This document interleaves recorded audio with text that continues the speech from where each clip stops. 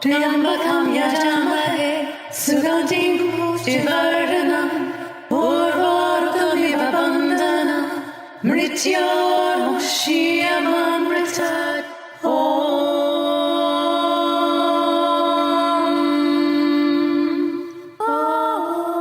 Hi, this is Amelia and Satya. Hey everyone, it's Satya, and you're listening to Love, Sex, and the Hidden Agenda.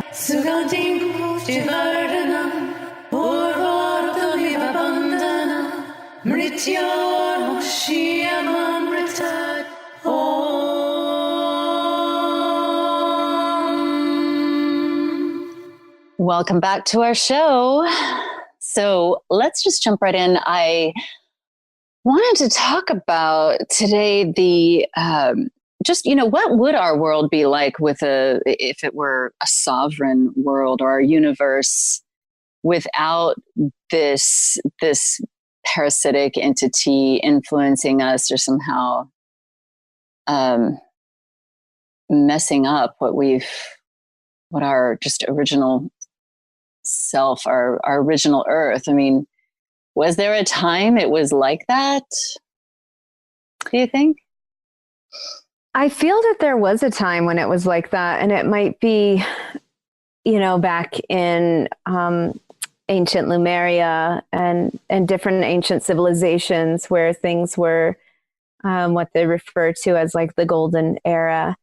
But I've noticed in texts of like ancient India that they speak of a time where, it sounds like they were quite sovereign, where things were kind of living in harmony with the earth and each other. Right. Like everyone knew what their role was. Everyone understood more what they were here to do and how they were here to serve the others. And then something seemed to go terribly wrong. But who knows, mm-hmm. Right? I mean, the history's been so tampered with that I feel the only way that I have kind of gone back to these other realities or other timelines is through meditation and through regression work. Mm-hmm. And so, it's not completely, met in stone. A lot of people have discrepancies there, or people's regressions don't completely match up with the factual history. But energetically speaking, I feel that we are here to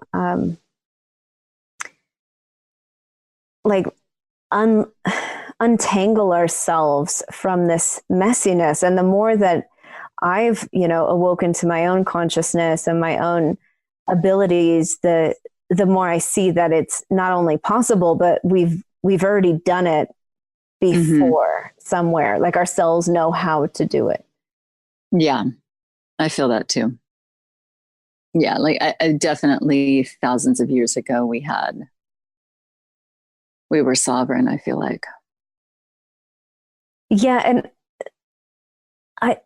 I mean, I got into this whole thing just because, when my awakening happened, I started to see people's field, and I saw how tangled up and enmeshed everyone was, and how they were being controlled and sort of puppeteered by this parasitic sort of demonic force. And then I started, untangling it and looking at like, well, how do we free ourselves from this? This is horrible. And then pulling on all of these strings. And, I developed this Unwind movement that you've done with me before in the retreats. And then we've spoken about it. But it was in that healing movement that I was doing, that I found out how to totally take my power back, how to push out all of the different I don't know what to call them, like the cords and the objects and the weird interferences that were being run in my system, when I finally like figured out how to get all of them out, I had this extraordinary experience where I just turned to gold, literally. Like I just saw gold, everything became gold, my whole field turned into gold. And then I could hold that for about 2 weeks, and then the attack started again. And it started getting, entwined. And so my practice every day is to just pull those out, to keep that sovereign bubble intact. But it's not it's not the simplest thing to do when we're in a world that is constantly bombarding us with these attachments and hooks. Right. Didn't you say that? How did you discover that movement? Well, it was interesting. I mean, it kind of came through over a period of many months, but the things leading up to it, I had this past life memory of while I was in an acupuncture session where the acupuncturist was pulling the needles out of my body. And as she was doing that, I felt that I saw very clearly that she was winding the gauze from my mummification. Like I was a mummy in Egypt, and she was unwrapping me. And when she got to my head, I just gasped and kind of sat up and was like taking my first breath, like I was being reborn. And from that moment on, I had different knowledge. I had different codes inside me. And that's when I started having this constant experience of my body double and this kind of shadow body that would be right behind me or sometimes in front of me or sometimes to the side of me. But it was this body double, and that I could, it was attached through this cord. And if I moved my physical body one way, the shadow body would move with it. And that's where I started really tracking it. And it was about a year of really deep study. And I was writing my thesis in school, and they let me use myself as research. So I was mapping what I was doing with the shadow body. And when I shared my thesis with one of the shamanic practitioners that I worked with, she said, "Oh, this is a ancient Egyptian healing technique." And I kind of freaked out because I'd had all these Egyptian memories flood back in, but I'd never thought that this was something from Egypt. And so she pointed me to a book of ancient Egyptian occult practices. And sure enough, they were describing the same, body double and the ba and the ka and how it moves. And it was exactly what I had been discovering through my own practice. So, Wow. very weird. That's so beautiful. When the word occult, it triggers me every time I hear it. What do you feel when you hear it? I feel frightened. I think that I thought occult was bad growing up. Yeah, well, if you're born in a Christian religious background, then that is how they would anything occult was demonic. But occult is like the ancient practices and the hidden mysteries that were written down and practiced, which all the religions are based on. But when sort of the control factor came in, and the burning of the witches and the Christian church, and after Christ's death, all of that started getting wiped out and taken away from the people, and it had to hide underground in the mystery schools and in secret chambers that were forever to be locked up, or in the ancient tombs. So it's really just ancient wisdom. No different than, let's say, Native American wisdom, or which isn't, I guess, all that ancient, or maybe it is. But because for some reason, being raised the way I was raised, somehow Native American was okay, or something about Native American was somehow okay. Maybe because it's you just have Native American blood, no? Don't you? Yeah. That's why it was okay. It's all the same thing. I mean, the occult has had, I mean, there's a dark connotation with the occult because of the secret societies like the Skull and Bones and, the Masonics, and other secret underground kind of mystery schools who practice dark magic. But the occult, the word occult in itself is just the study of the paranormal or the mystical or the unexplainable, unseen realms, which was hidden from us because they didn't want us to know how powerful we actually were. So they kind of stripped us of all our special powers and our full capacity and shut off some of our DNA so that we would be more controllable. Right. So yeah, that's fascinating. Yeah, it's interesting because out of all of our DNA strands, we're told that there's only so many of them that are active, and that most of them are just dead and not usable, and they're not for anything. No, they're switched off. Right. Yeah. But also, I think because of the lack of just recognition about any kind of electric universe or energy psychology or whatnot, then certainly a medical doctor wouldn't be able to recognize it even if it was in front of their face, or a scientist. They wouldn't even see, this actually isn't a dead DNA strand that's actually working, but they can't tell. They wouldn't know why or how to interpret it.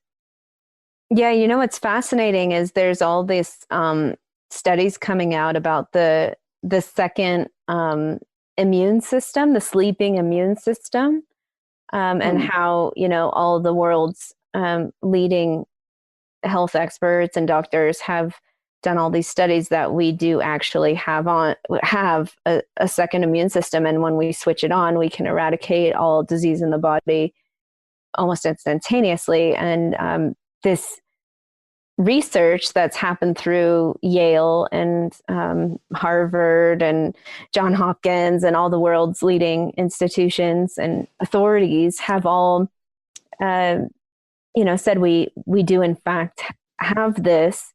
I don't know how we switch it on, or how they're kind of hiding the answer to it. But I believe the Japanese guy who won like a Nobel Prize for it. I have to look it up, but it's pretty fascinating because it's coming out that we actually had it's not asleep, our DNA, or it's not broken, or we just have to turn it on. Right. And even just sort of related to that is just the placebo effect. I mean, boom, people don't really think about it, but that's what it is what, something like 50% of, well, 50, what I mean is, I guess this is like a loose relation maybe, but 50% of the surgeries and depression medications and all of that are, when they do, a lot of it is us believing that it will work, and it working because we believed it, because we had that power to begin with. Like every time they make a new depression medication, for example, they have to do all of the studies to prove its efficacy, right? What they're doing is they're trying to prove it beyond the placebo effect. All the studies are based on trying to get above the placebo effect, because the placebo effect is so strong. So if you give somebody a depression medication and you tell them this is a depression medication, take this at this time each day, for this many days, and then we'll check in. You should be feeling better after, week 4 or something like this. Okay, so this is almost like a hypnotic thing anyway, right there. You're starting to believe it. Okay, then every time you go in, you take a pill, and each morning, and you're thinking, I'm going to get better, and this is going to make me better. About week 4, I'm going to feel much better, and you're conditioning yourself. You're commanding yourself like that. Mm-hmm. And so I'm just saying that I think a lot of the biology that we have within us, we already have a personal pharmaceutical lab inside of us. We already have those abilities to heal ourselves. And it's just activating those and calling on those. Gosh, there was that guy. Oh, I have to find that book. But he was a back surgeon, and he wrote a book. He stopped being a back surgeon. He got into holistic health because he started to notice that all of his back surgeries, about 5 years later, the people would come back with the same problem. And so he realized that surgery has a 5-year placebo reaction. And interesting. Yeah, because it's all belief based. Like it's our right. beliefs that create our healing and disease.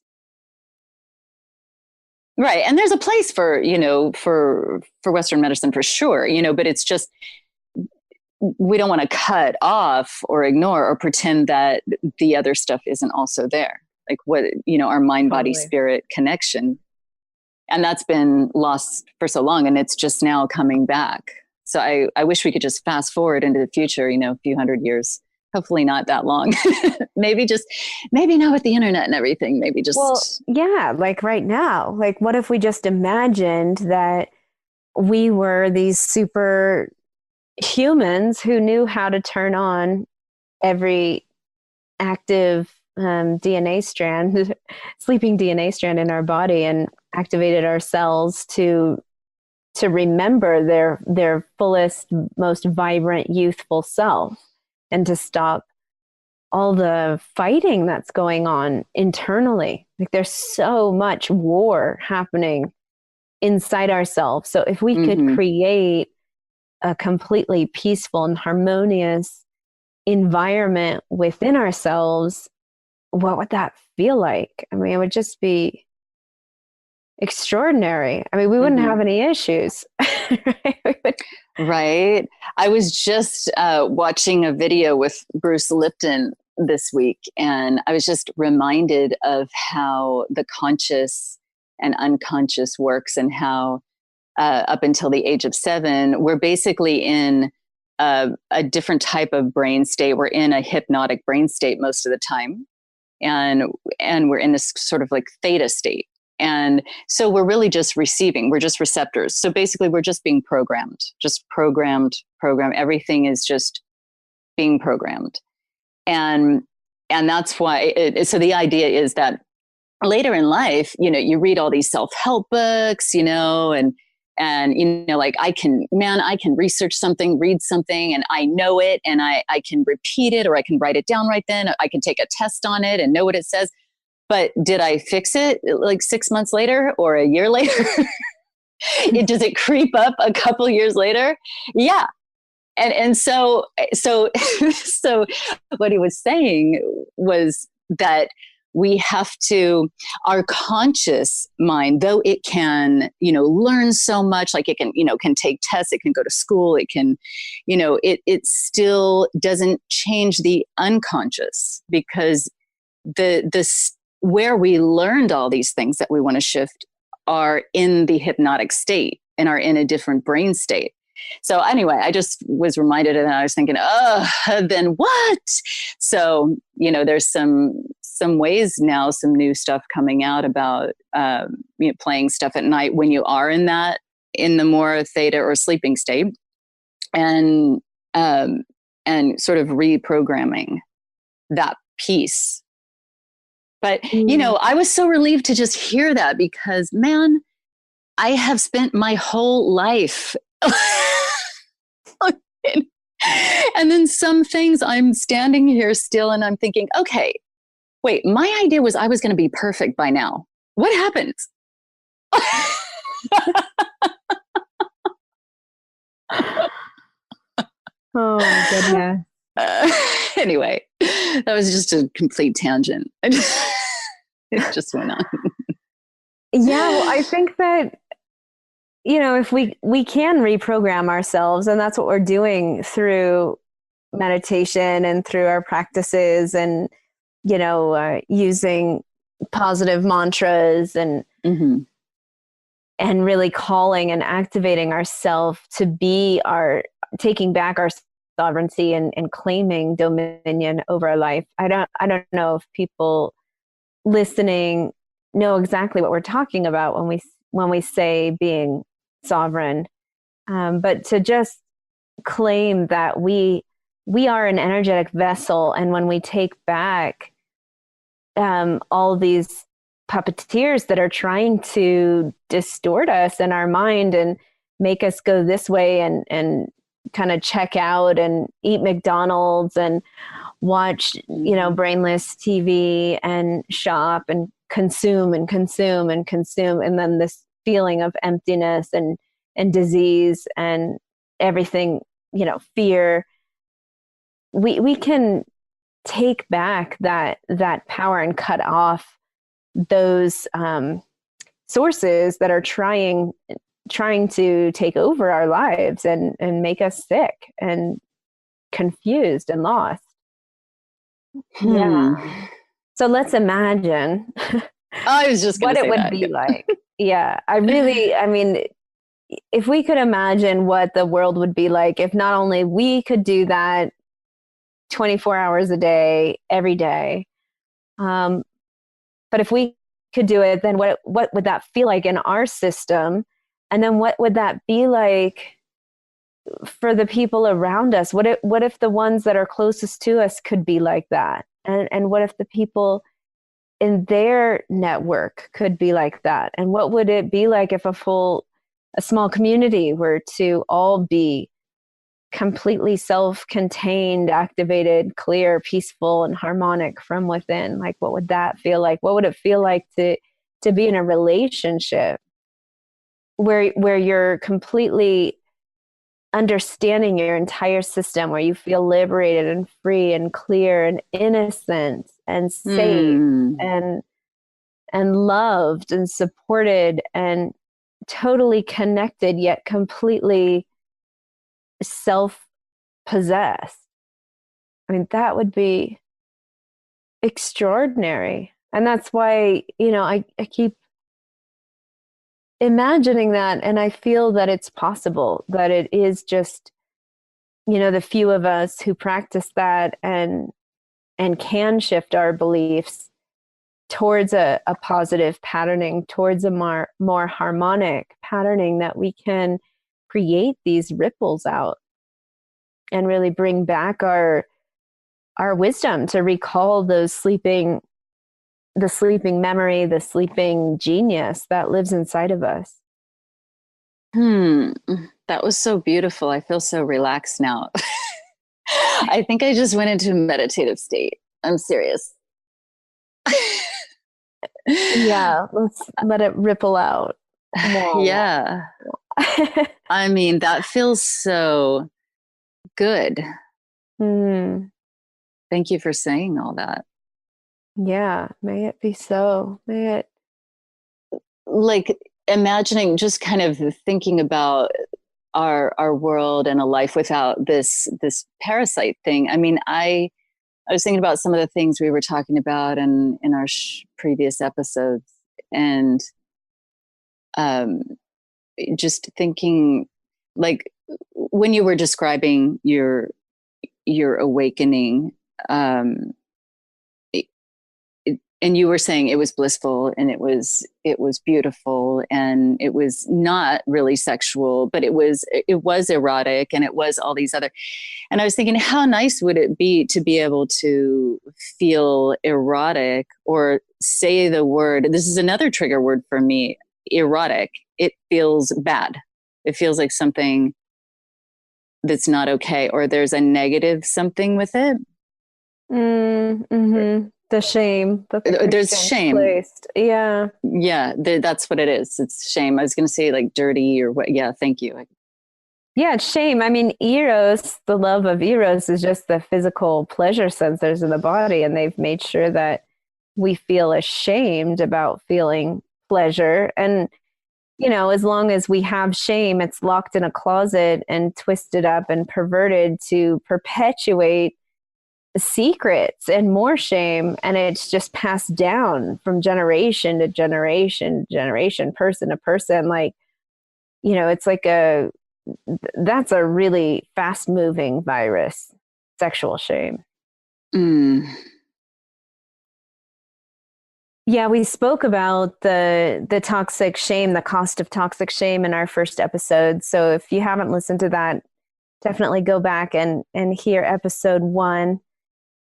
But I think that wraps us up. We're at time for today, and I hope you'll join us in our next episode. I wonder what we're going to talk about. Any ideas, Satya?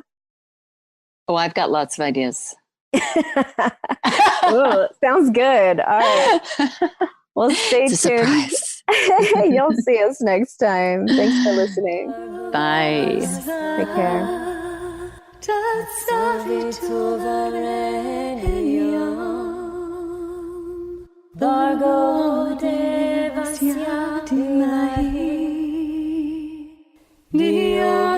Thanks for hanging out with us. If you'd like to contact us and stay in touch with us, you can find us at lovesexagenda.com. That's lovesexagenda.com. You can also find us on Facebook and Instagram, Love, Sex, and the Hidden Agenda. Bhargo devasya dhimahi